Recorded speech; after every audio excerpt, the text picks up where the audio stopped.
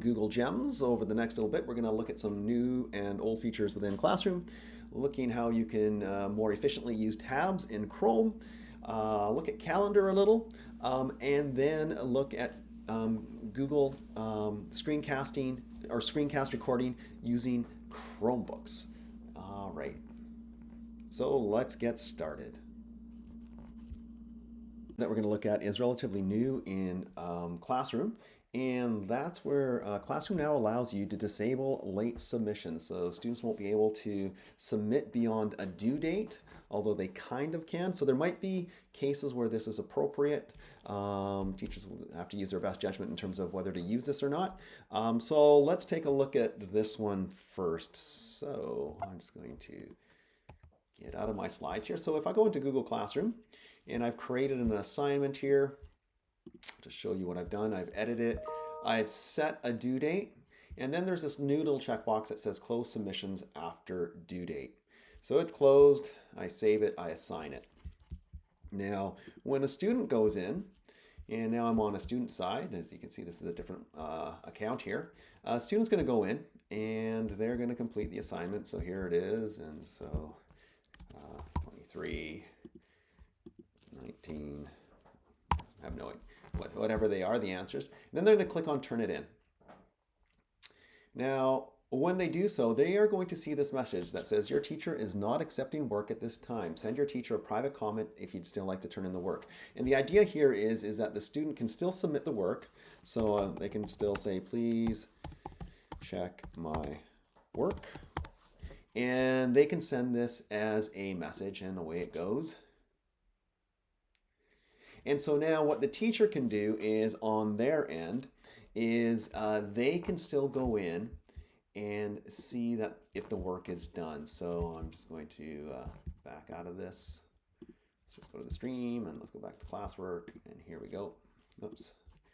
And so I could still go in and look at the assignment and say, okay, I will look at it. And you can see here the work that the student did is here. So the teacher can still check it, but it's up to the student to contact the teacher to let them know that it is completed, because it's not going to show as complete in the teacher's Google Classroom. It just shows still as assigned. So that's the first new feature.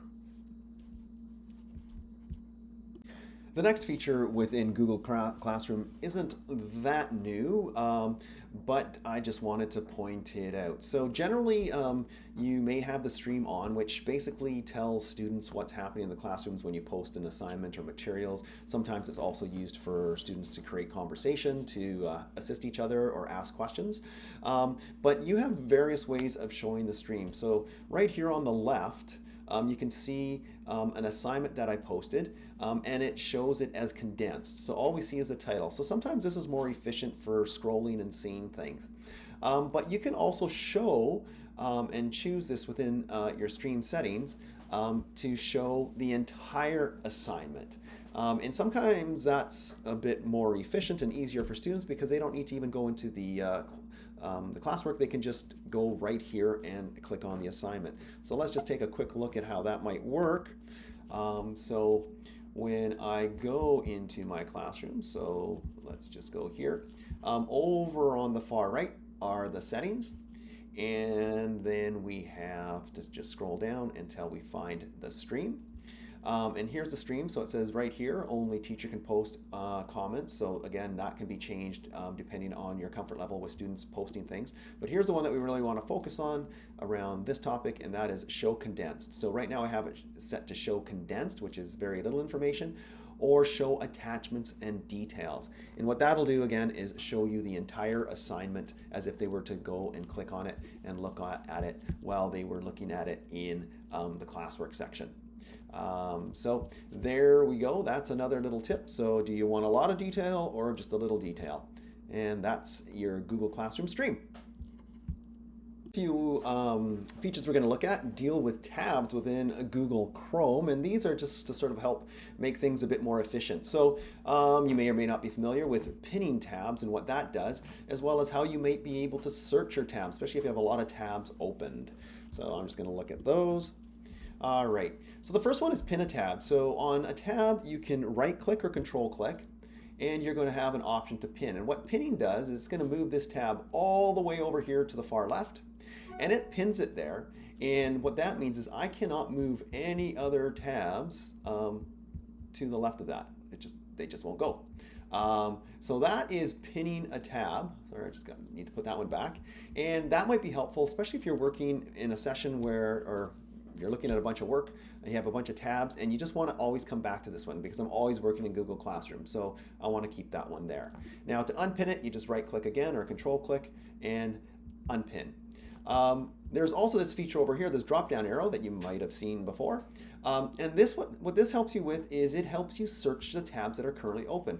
Because as you may be aware, as you open more and more tabs, they tend to get smaller and smaller and smaller and smaller and smaller until you can barely see what they are anymore, especially like this. So when I use this drop down, I can search. So let's say I know I was looking at something around Book Creator. And then I can come straight to the Book Creator tab and it's going to open it up for me. All right. So that's a helpful little feature. You can also look at your recently closed ones, or you can just go right to the particular tab and click on it. So it's an efficient way of utilizing your tabs, getting to them quickly, or finding them if you have too many. Next feature is a relatively new one in Google, one that I've been using. I'm finding I'm quite enjoying because it makes my life a whole lot more efficient as I'm working on different projects, and that is grouping tabs together. And you do this by clicking on a tab and then creating a group.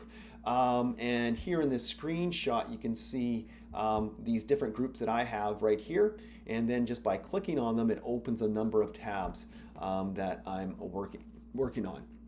So let's just take a quick look at how that works here.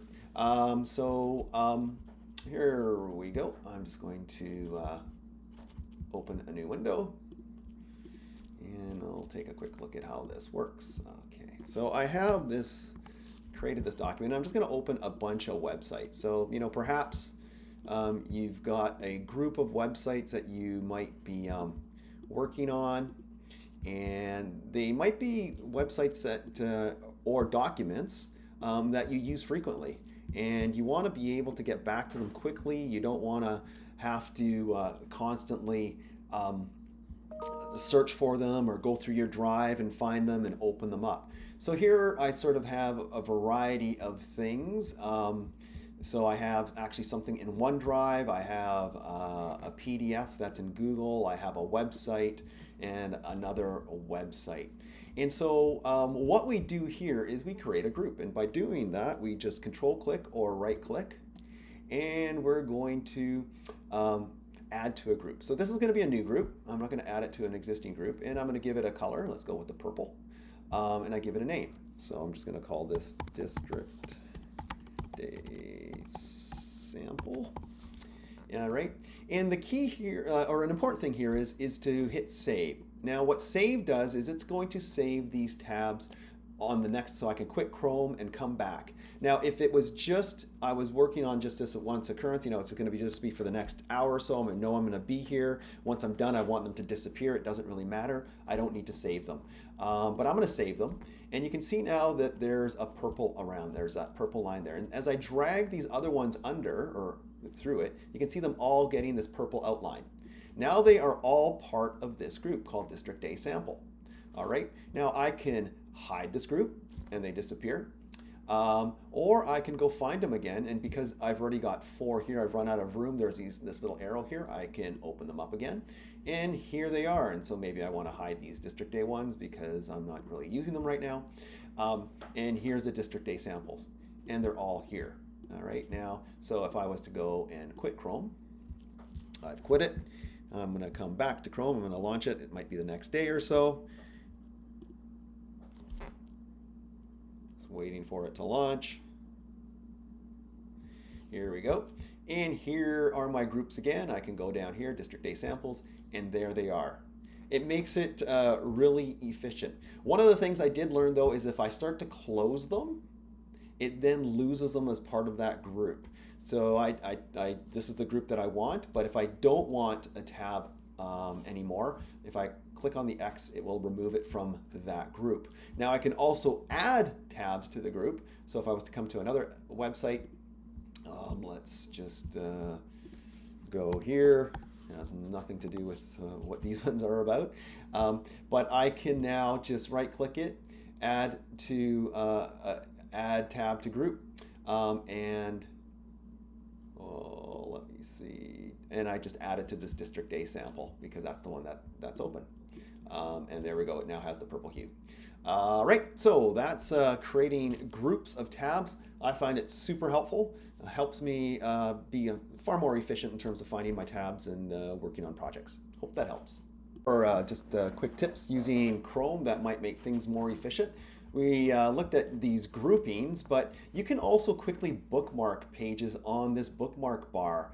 Couple of things that you can do here. If this was a page that I came to often, I can just grab it and just add it to my bookmark bar. And there it is. It's always there, easy for me to find. Now, some of these are rather lengthy, and they also have an icon that I'm very familiar with. I know that that's the Common Sense icon. And so what I can do is I can edit the name so it's not so long. So I can even get rid of all of that. I can save it. And so that gives me more room up here. So now that one is just that icon when I click on it. So if I was elsewhere, I just click on it and it brings me to that page. So that's one efficiency. How's about if you've ever been listening to a bunch of music or videos like this YouTube one, you'll see that there's an icon on there that shows that it has sound. But you might have multiple tabs open with music and you're not sure which is coming from where. Once you do that, you have this show up right here, this sort of music note. Now, if you click on that, it allows you to play, pause, and it will actually give you a list of all of the sites that are actually having sound play through them. And so you can pop through them, you can navigate through them, and it's just sort of an efficient way to just get to the sites that might have movies or sounds that you're watching on. All right, there's a couple of more tips. We're going to look at is Google Calendar and the appointment scheduler. So this might be useful if you're trying to set up conferencing times with students and you want them to just pick a time and then you meet with them. So anything that requires a schedule. So in this case, we create this in Google Calendar. There's an appointment scheduler.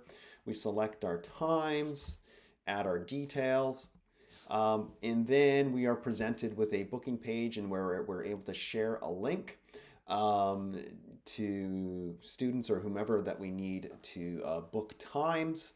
And then what it does is as students or users book times, it then appears in our calendar and it'll actually show who the person is that's booked the time, and then some more details here. So we can look at how this is done. It's a pretty straightforward process. So we're just going to go to our Google Calendar. And so, let's just go to today.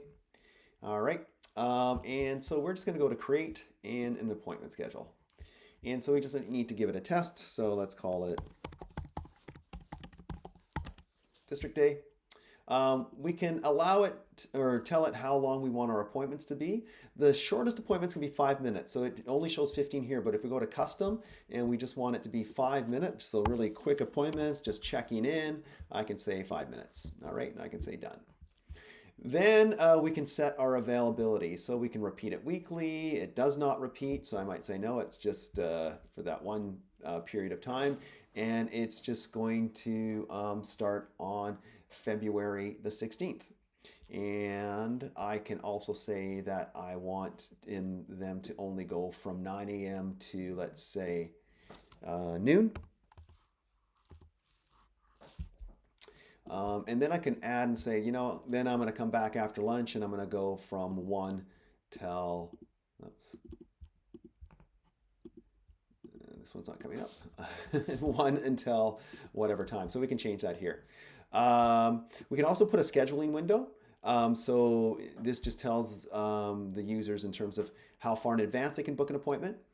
and a minimum time before an appointment starts that they can be booked. So, okay, so I can start booking 60 days in advance, but the minimum amount of time before it starts is 4 hours. So once it's beyond or within 4 hours, you can no longer book. There are other settings that you can include here. You can include a buffer time so that we can say, you know, I need 5 minutes in between those 5 minutes for those 5-minute appointments just to get myself ready. You can also say maximum booking per day. I can only see so many students in a day. And then it applies to a calendar. You can also add people to be co-hosts. So if there's another teacher who you want to add as a co-host and see these calendar bookings, you can do that. So I'm going to go to next. There's some other things that you can add in terms of booking page, location. Now this might be useful, especially if it's a virtual conference. You can do that with Google Meet right here, or you can add the details if it was something like Teams, and you can add more details here. You have here a booking form, and what this does, it will ask whoever books some particular information. So you might want their first name, their last name, their email address, and you might even say, you know, I want something more specific so I can customize it. Like I want to know what we're going to speak about. So what's the topic that we are going to discuss? I'm going to make that required, and I'm going to add that item. All right.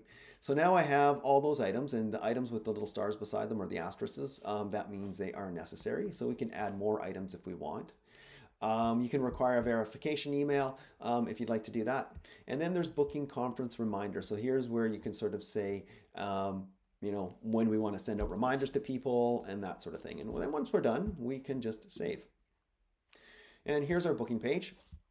You can see all your bookings, but let's share because we want to get this out. What we recommend is using the single booking page rather than all appointments because it just means the users have to click through a bit more. So I'm going to copy that link, and here it is. We can also embed it in a website. So if you have a website and you want some embed code, you can do that as well. But I'm just going to use a link, and I'm just going to open another browser. Okay, got it. And I'm just going to type that in here. So I just copied the link. I just want people to see what the user is going to see when they come. And so here are all the booking slots that they're going to see. And so this particular person is Tech Help 2, and they're going to talk about reading. All right. And they're going to book the time. And we're going to close that. So they booked the time. Quit Firefox. All right, this is done and done. And so I will get an email notification. On the day, here it is, the district day bookings. I can then, the best way to view this is by the day. And so when I look at it by the day, I can see here district day Tech Help 2. It should say my topic as well. Maybe I didn't. Oh, there it is, topic reading. So when I click on it, there's the topic that we're going to discuss. So we can see it all there. So there you go. That's the booking appointment in your calendar. Last feature that we're going to look at here is screencast recordings using Chromebook. So this can only be done on a Chromebook, although it can be viewed on any other device. And basically what this is a screen capture recording of anything that's done on a Chromebook using the Screencast app. A couple of things to be aware of. One, like I said, only available on Chromebooks. And the Chromebooks must be using Chrome 104 or higher. So this is most of our Dell Chromebooks, the 3100s and the 3400s. If you have some of the old ones, certainly the Acers won't be able to do this. And the 3120s and the 3180 Dells are not able to do this. And yes, I just noticed that should say Chromebook. So let's just watch this video and to just get a bit of an introduction as to what this exactly looks like. With Screencast, teachers can record instructional videos or live classes with built-in transcription and translation. Students can also use Screencast to record video reports, presentations, or to access lessons remotely. All recordings are automatically uploaded to Google Drive. Here's how it works. To record a lesson, open the Screencast app on your Chromebook and click New Screencast. This records the speaker's face and voice, along with the content on screen. The marker tool allows you to point to and highlight specific parts of your screen while you are presenting. Once the recording is stopped, Screencast transcribes spoken words into text. Both the video and transcript are automatically uploaded to Google Drive for easy sharing within your school domain. When you open the recording, you will see the video on the left and an auto-generated editable transcript on the right. You can also trim the video simply by clicking Skip Section. You can choose to go back and undo these changes later. By clicking the Share button, you'll receive a unique video link to share with your students.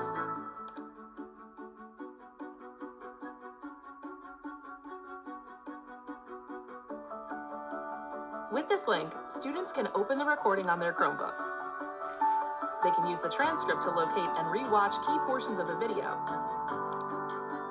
and translate text into their language of choice. Anyone at your school can use Screencast. All you need is a Chromebook and something to say.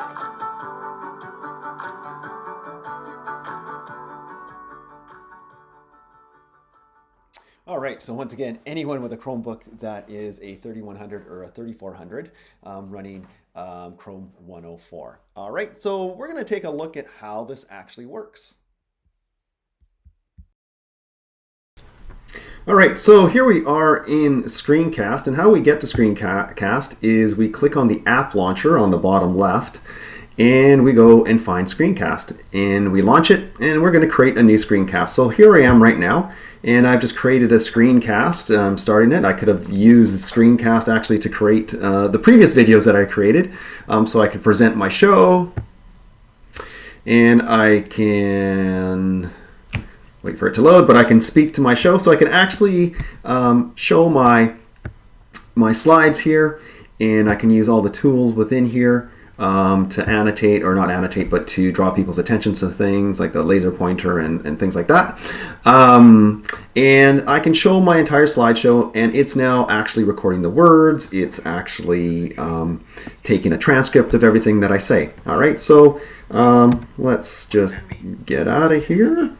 And down at the bottom here, there's a little stop button, and so we're going to stop it.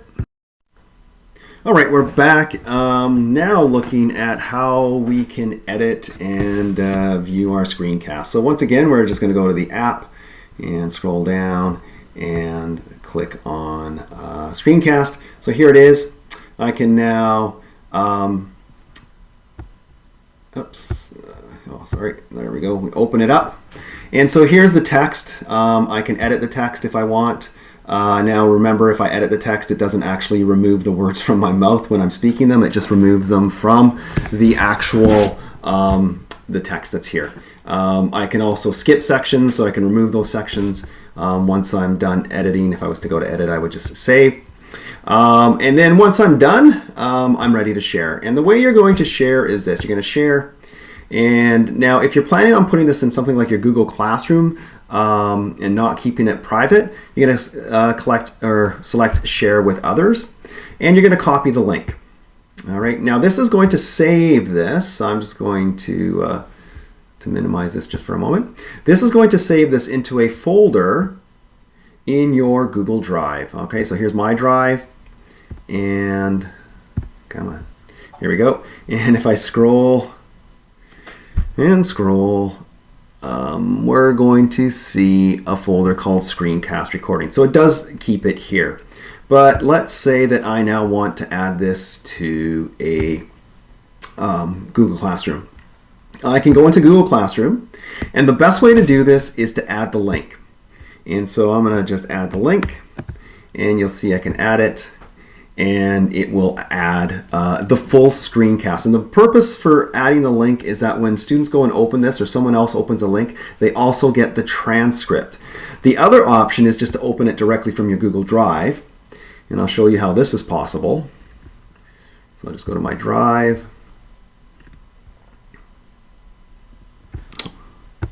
There it is, sorry. There's my District Day 1. And so you can see the video is actually here. So I could select it and add it.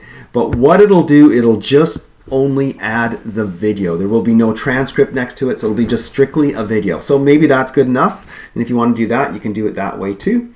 And then you can save it if it's a Google Classroom assignment, and then it'll go to a student's. The next we're going to look at how it appears on the student side. Take a look at what the student will see, or whoever the screencast is shared with will see, because students can do this as well. So students can use this to demonstrate their learning as well. So here's that Google Classroom assignment, and I attached it, remember, in two ways. So this way was by the link through the Screencast app, and this is through the folder in which it was saved in my drive, and this is the video. So let's just look at the video first, just to give you a sense of what this looks like. Here it is. And so you can see it is just strictly the video. There is no transcript or anything there.